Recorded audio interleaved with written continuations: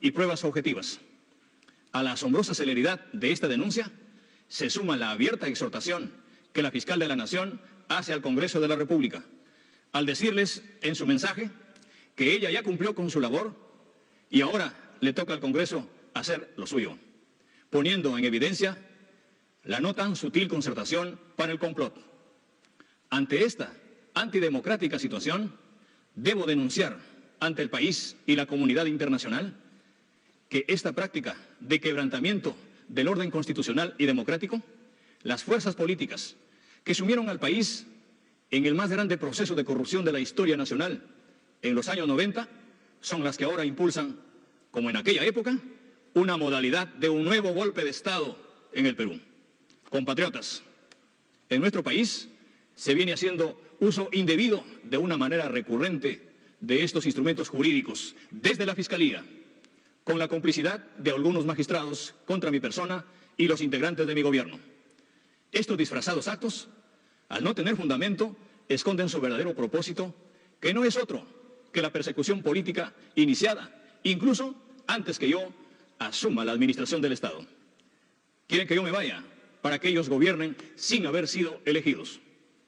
Mi elección como presidente de la República significó el acceso al poder de los sectores sociales provincianos y urbanos marginales, por primera vez en la historia del Perú. Fue el sueño hecho realidad de las grandes mayorías nacionales, pero los sectores del dinero, los políticos tradicionales, que siempre medraron de la corrupción, se resisten a aceptar la voluntad popular. Recurren a todos los medios de presión, procesan a funcionarios de mi gobierno, los presionan para arrancarles falsas declaraciones con el objetivo de comprometerme en delitos que nunca cometí. Se está instrumentalizando nuevas formas de tortura psicológica con las detenciones preliminares y presiones preventivas para conseguir acusaciones contra mí y mi gobierno. En este contexto, llamamos a las organizaciones defensoras de los derechos humanos para que intercedan por los detenidos a quienes no se les respeta el esencial derecho a la presunción de inocencia. Como hoy sabemos, la Fiscalía sostiene que la inocencia hay que probarla y que los colaboradores eficaces pueden mentir. En este afán desestabilizador, a los neogolpistas no les importa nada, ni el pueblo, ni la patria, ni la familia. Yo lo sufro en carne propia. Mi hija, mi esposa, toda mi familia han sido agredidas con el único propósito de destruirme, porque no quieren que termine mi mandato. Pero les digo que voy a terminar el periodo que el pueblo me otorgó y voy a entregar el poder al siguiente presidente del Perú el 28 de julio del 2026, no antes. No soy un corrupto y lo repito hasta el fin de mis días. Todo lo contrario, mi compromiso es el de antes y el de siempre, luchar por terminar con esta lacra que tanto daño hace al país. Sin embargo, si algunos traicionaron mi confianza, que sea la justicia quienes se encarguen de ellos. Desde el 6 de junio del 2021, cuando el pueblo del Perú nos dio su confianza en las urnas y nos ungió como los vencedores de las elecciones, nos reafirmamos con el cambio.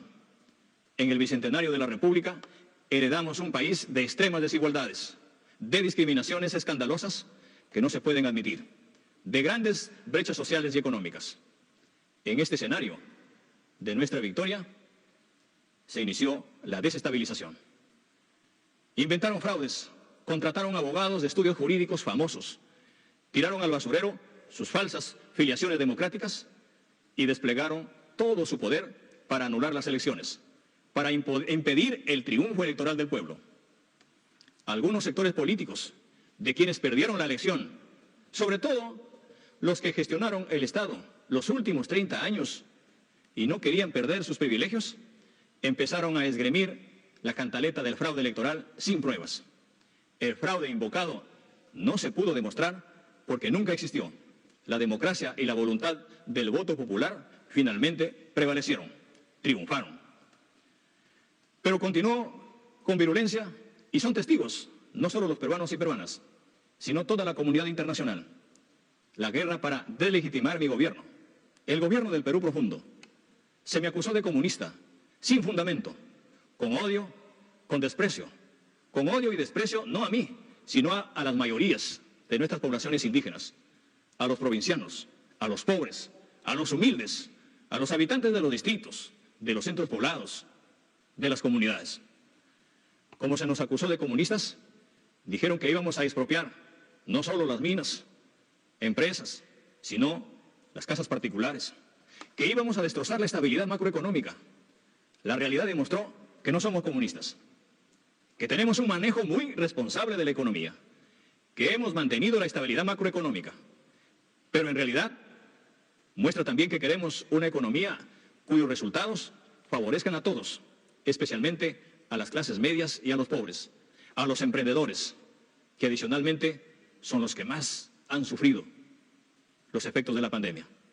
Creemos y aplicamos una economía social de mercado, con mejor distribución y equidad social. Ese es el camino para la cohesión nacional. Luego se nos dijo terroristas, y cuando demostramos nuestro profundo y tajante compromiso con la lucha contra el terrorismo, buscaron nuevos motivos para impedir y bloquear la gobernabilidad. Entonces, se puso la siguiente estrategia: la de demolición de la imagen presidencial. Las pruebas de la instrumentación política de la justicia ya son obvias, irrefutables.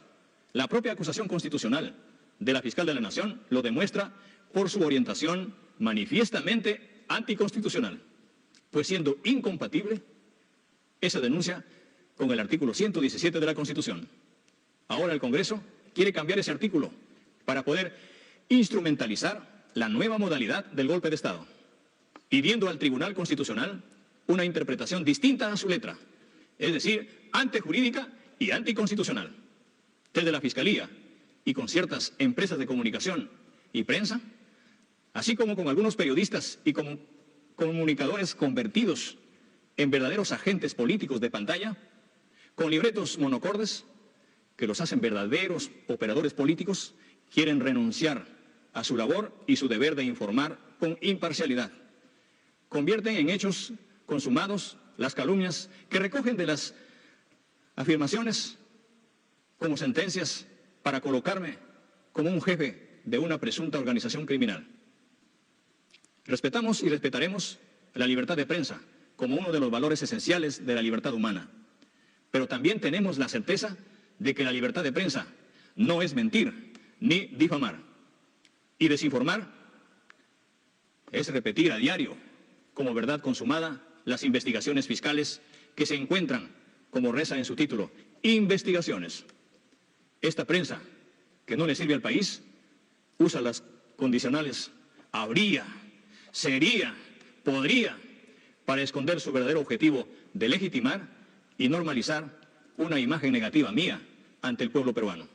Todos los peruanos y peruanas han sido testigos que todos los días, sin descanso, solo se han ocupado de Pedro Castillo como un presunto criminal más, como un presunto delincuente más, llegando al extremo de pretender callar a todas las voces, incluidas las de los ministros de Estado, que ponen en evidencia su plan siniestro y antidemocrático. Estas mismas fuerzas desestabilizadoras han utilizado en el Congreso mociones de vacancia presidencial, de interpelación y censuras a muchos ministros, y han impedido también el ejercicio de las competencias exclusivas que me asigna la Constitución como presidente de la República, la cual es dirigir la política exterior de la nación con reiteradas negativas de ejercerla. Aunque sin éxito, generan inestabilidad e ingobernabilidad, porque seguimos impulsando los cambios que el país necesita. Estos congresistas vacadores repiten el libreto de calumnias que extraen de sus presuntos colaboradores eficaces, que jamás van a poder probar los hechos que narran, porque son falsos. En esa convicción, la crisis política debe solucionarse con el diálogo, abandonando los arrestos golpistas, respetando la democracia, propiciando un acuerdo nacional para la estabilidad de la democracia y el Estado de Derecho.